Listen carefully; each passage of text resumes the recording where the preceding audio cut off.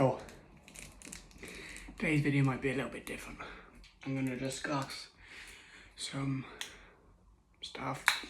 Will I eat food, which I'm led to believe is called a mukbang, because there's goat wings in the area. I haven't recorded a video in a while, and I'd quite like to talk about some stuff.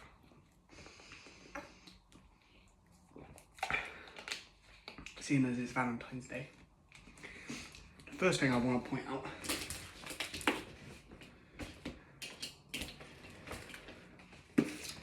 and make sense of this if you can.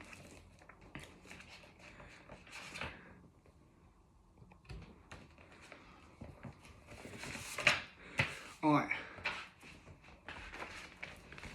is this. So that is essentially, it's an explanation of energy pockets. So an energy pocket, for example, would be the chakras. So we have 7 chakras in the human body, and then that would create an energy kind of loop, like time. So if you ever seen an hourglass, it's in the shape of like the big 8, and then our energy pockets, they have essentially our energy pocket and then our negative energy pocket. So this one would be positive, the ones that are in the center, and then the negative is the balance to the equation. And so if you look, you'll notice that this one right here, this is the 4th chakra, this is the heart chakra. The heart chakra does not have a it's not included in our overarching energy. All right, the negative belongs elsewhere, and that is the reason why divine union is so important or so powerful. It is that overlapping of this. So if you notice as well, the heart chakra is the only one that has an X in it, and the X is the Nordic symbol for love. If you ever like send a message, that's a kiss, you know.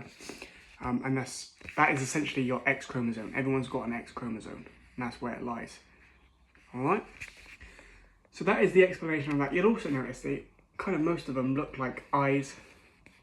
You'll see a lot of eyes and kind of look like sunglasses if you tilt an 8 upside down. But yeah, essentially, my point is, there's a reason the heart beats twice. You've got a positive and a negative beat. The negative belongs elsewhere. When you come into divine union, you know, when people say their heart skips a beat, you know, that Ollie Murs song, my heart skips a beat. Because you come into energetic union and your hearts essentially beat as one. I know it's corny, or we label it as such, maybe because, you know, love is probably one of the things most feared in our society, and definitely one of the least understood things. And of course we have love for all beings. That's why there's the X over R, positive love,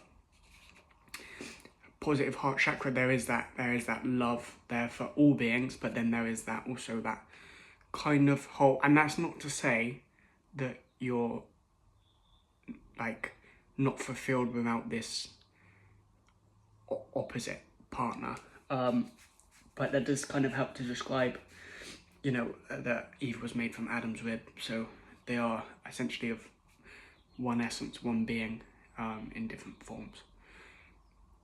And then if you go further down the line, you can go, oh, so it's one being split into 2 forms, Adam and Eve.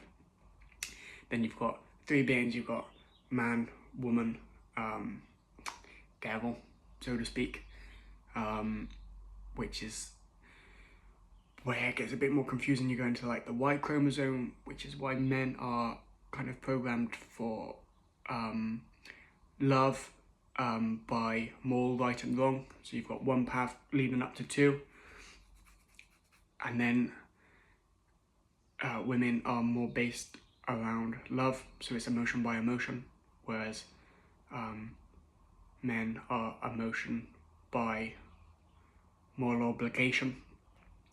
And that's not to say that women aren't morally obligated life, but it's not in their coding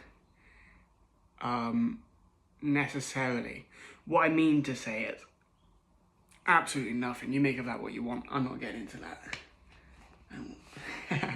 This is the type of teaching that can get you cancelled, and it's also not something that I can quite understand. I would need I would need this space right here to be filled, and whoever fills that, I'm sure would be able to explain what I mean there. But I'm an X and Y baby. All right. And of course, the reason we use like an 8 or the eternal symbol is because like in a magnet, everything's got a positive and negative. You'll see that be like a C, so that's got a charge. It's got a positive charge, let's say that's on the bottom, and a negative charge. And so you need to interlock it in the correct manner.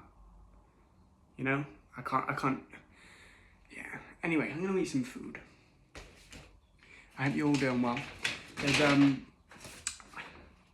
I keep getting notifications that my cloud storage is full when I've got lots of cloud storage.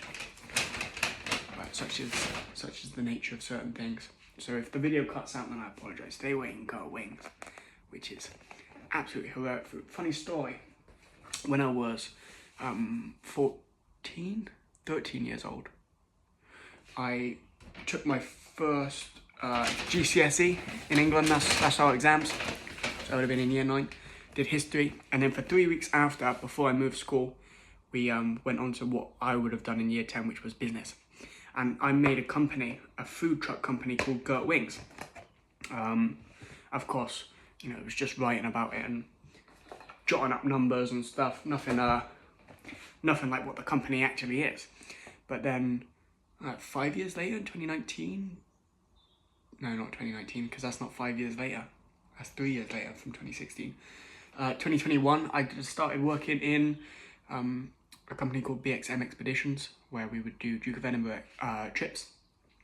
And just down the road was the Gert Wings van, which was of slight interest to me, because obviously at the time, you know, I don't think it was created at the time that I was writing about it. Obviously not, you know, I'm not claiming it, but it's just that one we can call a coincidence. Or I manifested it, so in this moment I could talk to you about love while eating fried chicken.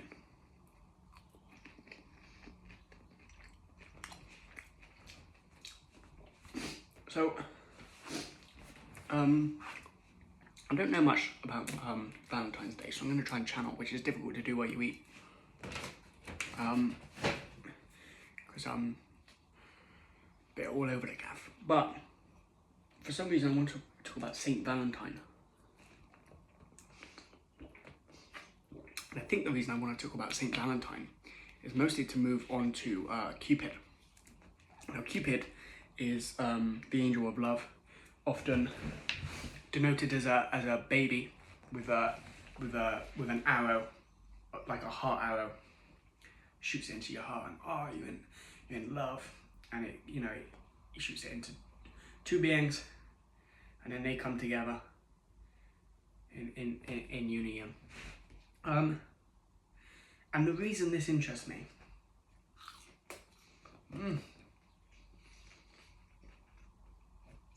is because it's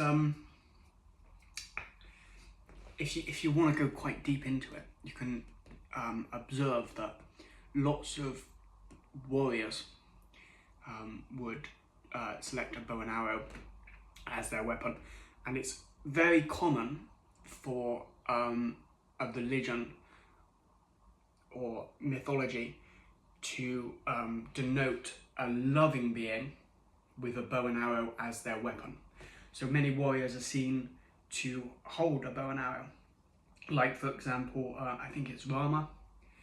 That's one of the first stories I was ever taught in Hinduism when I was a very young boy.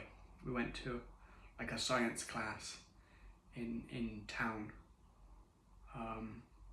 just up the high street, we sat under the stars, and then we had a talk about the story of Brahma.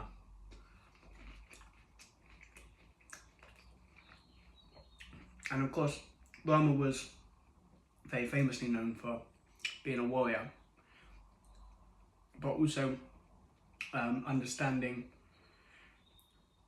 the transference of energy and the energy body, and how after a being is died in the battlefield, that their soul is released and that they should still be treated with love, no matter that they were the enemy, because now they are just as you were. Which reflects back to say they are just as you are now, with a different moral obligation to the world. Super interesting. So, you just love tater tots, baby taters. So,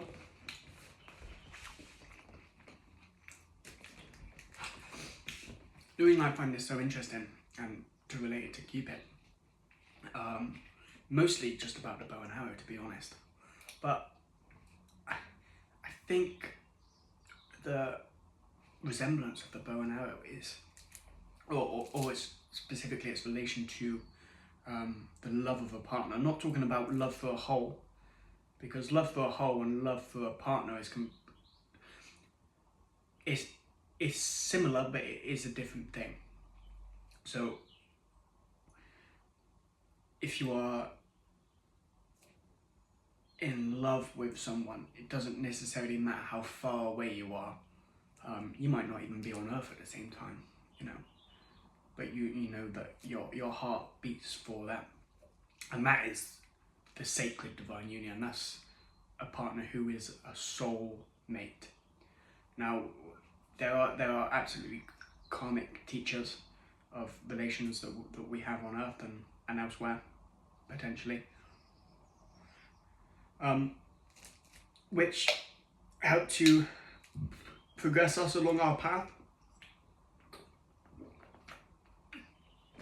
But ultimately, the search for love is the search for love in another being, as opposed to, you know, I'll date her for a little while, hopefully fall in love. But it is that search, because we are driven, in a sense, to find that compatibility. We do explore scenarios where we think that may be the case. And to me, love is a balance of knowing when to chase and when to let go. It's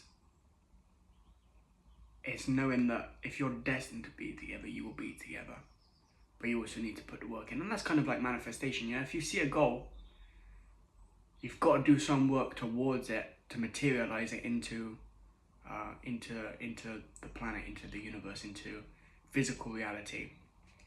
But ultimately, if one was to abstain, 1333 as I say this, if one was to abstain from certain relations here on Earth, but was very much attuned to their partner and knew who their partner was, then they could still, you know, progress to the heavenly realms in unison. Because energetic connection doesn't necessarily require physical connection also.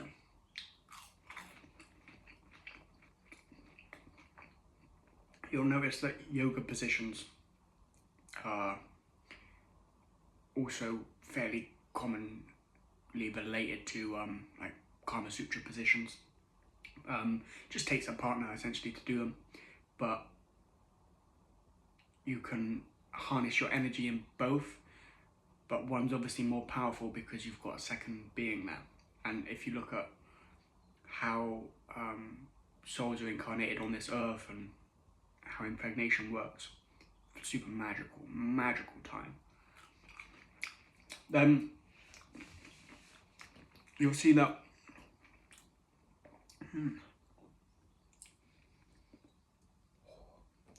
the result of that unison is essentially like two candles, if their flames are burning long enough and bright enough and hard enough, and they come together, they will then set ablaze as a larger flame. But yeah, essentially what I mean to say is you don't need to fornicate for that to happen. You can still be equally as connected without having without procreating.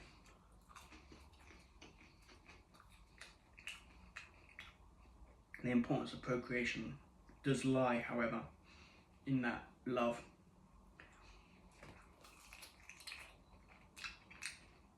When you love someone, you're